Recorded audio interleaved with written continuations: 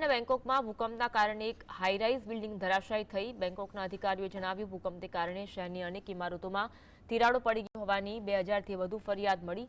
બેંકોકના governor ચાડચાડીએ જણાવ્યું હતું કે એક નિર્માણાધીન ઇમારત ધરાશાયી થઈ, પરંતુ જે બિલ્ડિંગનું બાંધકામ પૂર્ણ થઈ ચૂક્યું હોય તેવી કોઈપણ ઇમારતને મોટું નુકસાન નથી થયું। થાઇલેન્ડના બેંકોકમાં અનેક મોટી ગગનચુંબી ઇમારત છે, પરંતુ મોટા ભૂકંપ બાદ પણ તે ઇમારતની રચનાને કોઈ નુકસાન નથી થયું। એક નિર્માણાધીન ઇમારત ધરાશાયી થઈ, જેમાં 9 લોકોના મોત થયા।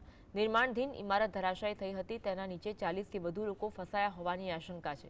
સ્થાનિક અધિકારીએ માહિતી આપતા જણાવ્યું, ઇમારતના કાટમાળ નીચે ફસાયેલા 15 લોકોના મહત્વપૂર્ણ સંકેત મળ્યા।